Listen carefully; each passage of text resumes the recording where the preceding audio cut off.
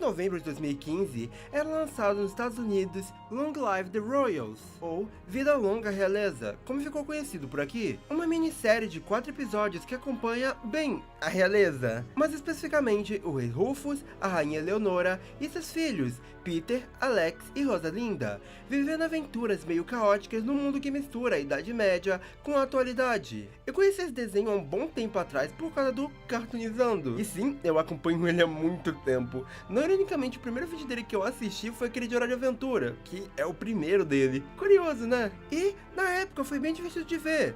Mas por ser algo pequeno e que não foi muito divulgado, não foram muitas pessoas que assistiram a série. Portanto, consequentemente, elas também não comentaram muito dela. E por um tempo, ela acabou meio que fugindo da minha mente, voltando ocasionalmente. E foi justamente uma dessas voltas mais recentes que eu resolvi, acho que dá pra fazer um vídeo falando da série. Infelizmente, quando eu vi ela, eu tive uma boa surpresa, descobri que ela continua muito legal. A parte interessante dessa série é que ela é muito focada no humor, e esse humor é realmente muito divertido. Ele tem um time cômico excelente, e personagens carismáticos que faz tudo funcionar muito bem. Meio que a maioria dos personagens dessa série são pessoas genuinamente ruins, de forma completamente exagerada, e isso é parte do que torna tudo mais engraçado. Além disso, como outras minisséries do Cartoon, dá pra notar como eles têm uma certa liberdade bem maior no tipo de piada que eles podem fazer, seja uma pessoa sendo acertada por uma flecha, citações diretas de morte, ou isso. Frederico, por favor, guarde os testículos de carneiro para mim. As pessoas sempre devoram os testículos de carneiro. Eu sei que são seus favoritos, Milord. Acho que uma das coisas mais divertidas aqui é a forma que eles brincam com o tempo nessa mistura de antiguidade e modernismo. Porque todos eles usam celulares, tem satélites na Terra, guitarras, pessoas com esse estilo mais punk, e ao mesmo tempo, nós temos pessoas usando roupas tradicionais da época. Quando o sinal acaba, eles mandam cartas por pombo correio, eles usam carroças e não carros modernos,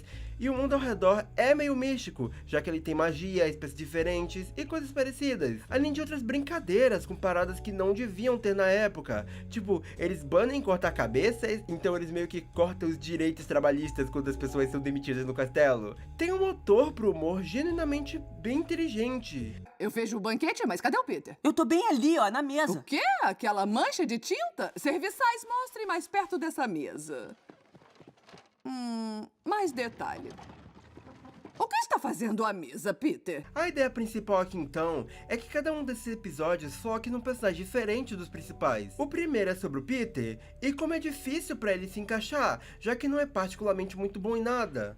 Até o seu pai o nomear como rei da confusão, alguém que vai junto de outras pessoas conduzir uma fantasia de lebre em uma festa deles, que o força a tentar conseguir amigos, o que não dá tão certo assim. Eu não vou ir muito longe nesse episódio aqui, porque eu realmente quero que vocês depois parem e vão assistir. Mas uma das minhas coisas favoritas aqui é a Lã Maria Terra, porque ela é muito fofa. E esse episódio também escancara uma coisa que eu gosto muito dessa série, que é a forma que de vez em quando ela brinca com conveniências porque o episódio tá acabando. Rola todo um lance específico em que o Peter tem que se provar. E aí, nesse momento, coincidentemente, a família dele sai de trás de uma casa na favela onde eles não vão e diz: nossa, Peter, nós estávamos lá atrás vendo, você é incrível. E tipo, não é sério. Eles falam justamente de uma forma pra deixar claro que é idiota. O segundo é da sua irmã Rosalinda, querendo ir a um show do seu namorado, porém sem os guardas.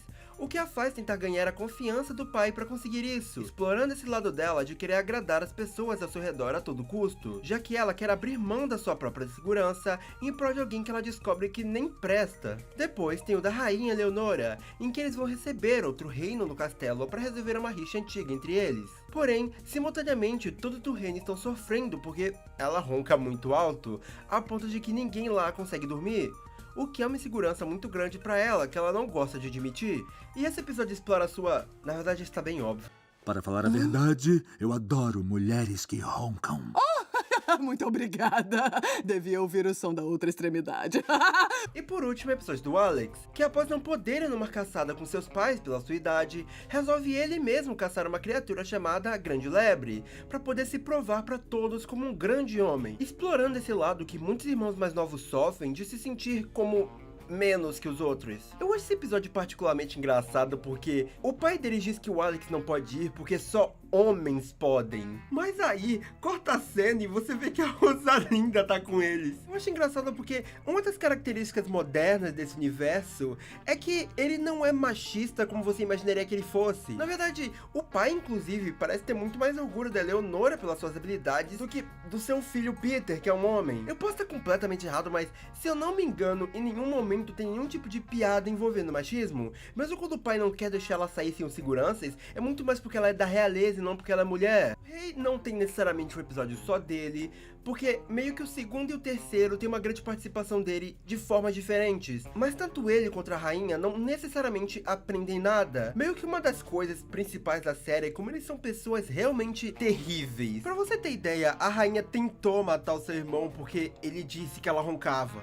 Sem falar que a série meio que dá a entender que ela trai o rei. Já ele se recusa a falar com a mulher que o criou, ofende pessoas sem se importar com o que elas sentem, e acho que dá pra dizer facilmente que nenhum dos dois liga muito pros seus súditos. Embora, em alguns momentos dá a entender que ele ainda se importa nem que seja um pouco com seus filhos. Já a rainha, eu acho que não tem cena nenhuma que dê a entender isso. Na real, ela meio que tava pronta pra deixar eles morrerem só pra não falar que ela roncava. Algo que eu não lembrava também é que o fim da série tem inclusive um cliffhanger com o irmão da rainha se revelando vivo, com essa ideia de que a série continuaria. Ou seja, pelo menos existia essa ideia de uma sequência, algo que nunca se concretizou.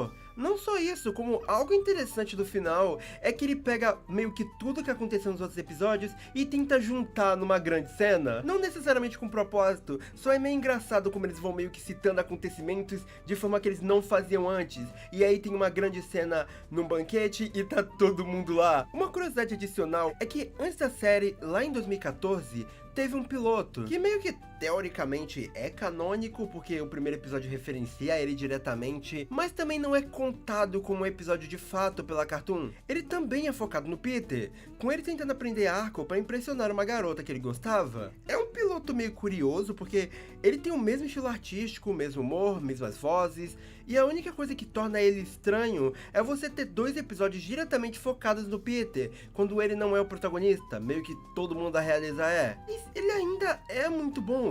Inclusive, ele até foi dublado naquela época que a Cartoon tava fazendo aquele programa pra artistas. E aí aconteceu dublagem de vários pilotos aqui no Brasil, algo que não é tão comum. No fim, veja Vida Longa Realeza, ela tá disponível no YouTube de graça até hoje, e dublado. Eu, como sempre, até deixei bastante coisa de fora pra vocês terem surpresa caso resolvam ver. E mal leva 1 hora pra terminar e ainda te dá algumas boas risadas, já que a série é genuinamente bem engraçada. Embora talvez eu não tenha conseguido passar isso tão bem, porque eu não sou exatamente bom em analisar obras focadas no humor. E eu realmente queria que tivesse pelo menos mais alguns episódios. O que inclusive me faz pensar no fato de que eu acho que a Cartoon Network foi o único canal que já chegou a investir em minisséries, mesmo que não sejam tantas assim. Digo, eu acho que outros canais como a Disney, Nickelodeon e etc. nunca fizeram isso. Bom, pelo menos eu acho que não com animações. Considerando que elas são realmente bem boas, eu meio que queria que tivesse mais. Pena que a Cartoon hoje em dia odeia animação. Obrigado por ver esse vídeo até aqui. Assiste os outros vídeos do canal caso você tenha gostado. Dá like, se inscreve e aperta o botão de hype caso disponível. Tchau!